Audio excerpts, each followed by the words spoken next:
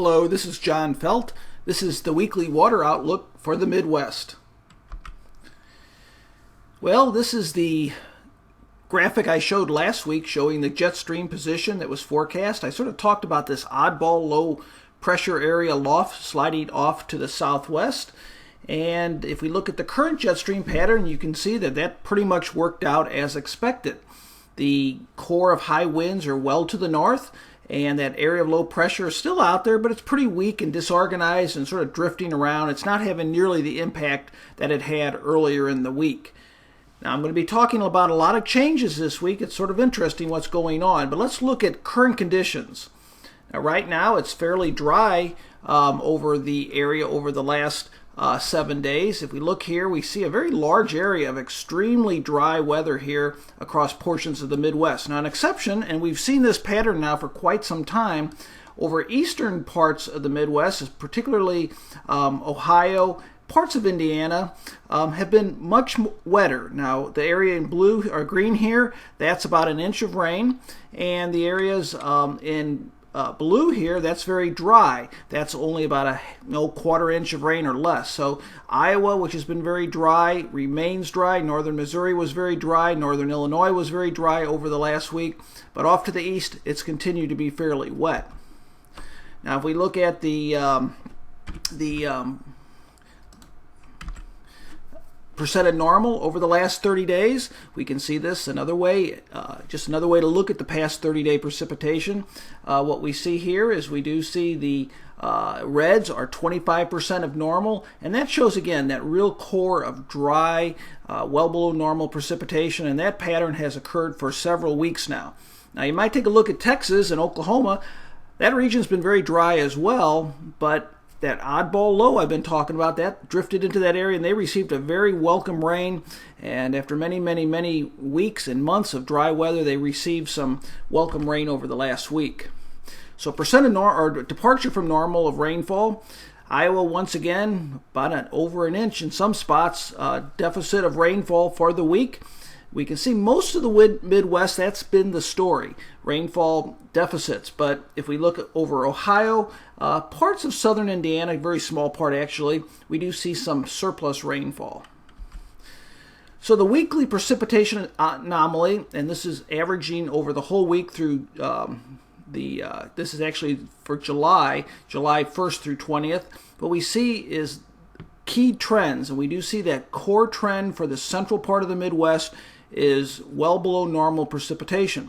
We see over to the east, Ohio, Kentucky, above normal precipitation, and we see over the upper Midwest, the Dakotas, we see more of a mixed type band of precipitation with not a real clear pattern. But I think the main patterns that we've seen so far in July has been that real dry signal over the middle part of the Midwest and a wet signal over the eastern part of the Midwest. Now, these are temperature anomalies July 1st through 20th. And what we see here is the upper Midwest, as you probably know, has been very warm, well above normal temperatures. But as we got more into the precipitation area of far southern Illinois, Kentucky, Tennessee, that's been cooler due to the rain. So the number of rain days, this shows pretty clear over the last 30 days. Look at Ohio and parts of Indiana, 11 days or more of rain over the last 30. Ohio, actually that dark green, 16 to 20. And then we get into the northern part of Missouri and northern parts of Iowa, that area in brown. That's only 3 or 4 days out of the last 30. It's experienced some rainfall. So the evaporative stress index, and this is showing how much evapotranspiration is being incurred, either surplus or less than normal. Less than normal saying there's just not a whole lot of moisture in the soil to be evaporated into the air. And you can see Iowa is really beginning to feel the impacts of reduced upper soil moisture, as well as northern Missouri. Then as we get into Wisconsin, Michigan, parts of areas of Indiana, northern Indiana in particular, and most of Ohio is in better shape. So initial soil moisture right now, this is a good example of where we see these very clear defining lines. One of the things here is I think we see right in this area here, we see initial soil moisture is adequate, if not surplus, and then we see in this area here out to the west where it's been very dry. Now in the middle here, this is a bit more complex.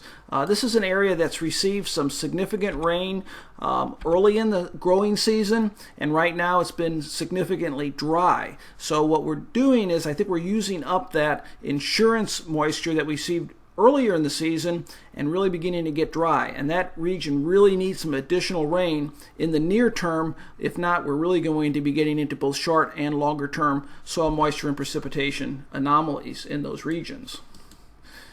So the jet stream analysis, let's take a look at this, and I mentioned it's going to be sort of interesting.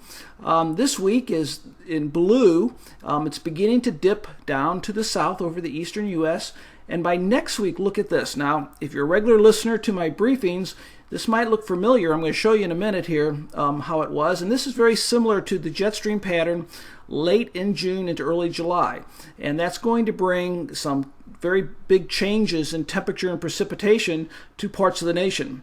I think the one that I have the most confidence in is cooler temperatures over most of the Midwest as that digs down to the south. So as far as precipitation, here's the latest 7-day precipitation forecast. And I wanted to point out here that I think this is a type of precipitation forecast where there's a significant degree of uncertainty. The heaviest rain is going to be associated with energy that moves along that jet, and as it digs south, that's why this axis is further south. I think the area that's of more uncertainty is right in here. And this area could get more or less depending on where this energy pushes out to the south. And this is also an area very critical in need of rain. So I'll be watching that very close throughout the week. But I did want to mention that it is going to be quite uncertain this week from parts of South Dakota, Nebraska, Iowa, into northern Illinois as far as the amounts of rainfall.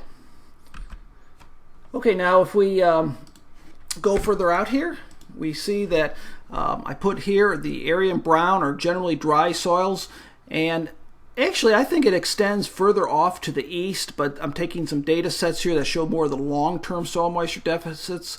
And I did put the area, the blue line is showing where the heavier rain is, the white line is the moderate rain. I did want to show that parts of Kansas, if this rain does materialize as forecast, and parts of Nebraska could see some significant improvements with that area of blue that goes over that area of brown. So that does look like there will be some significant improvements in soil moisture from Kansas, much of Missouri, and then the area in yellow or white is a little bit more uncertain as to what will happen.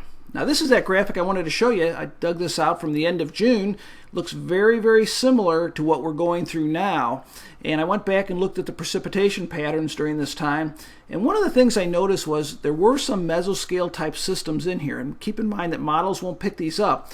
So I'm somewhat hopeful that we could get some more activity north of the jet stream, and that would be northern Illinois and Iowa. That would really help. And you might not see them right at this time this far out, but this is what did occur with this pattern last time that we had this in late June into early July. So today's briefing, takeaway, significant shift in the jet stream. We're going to get that more highly amplified type pattern. Temperatures will be cooler, and that will extend into August as this will be a persistent pattern. Now there will be some heavy rain in some spots of the Midwest, but it's going to be uncertain in other locations. Now I'd like to thank my friends at the National Corn Growers Association. I was up in D.C. meeting with them this week. I enjoyed that and talking about your crop conditions and soil moisture and precipitation. Everybody else, I will be talking with you again next week. Thank you for listening.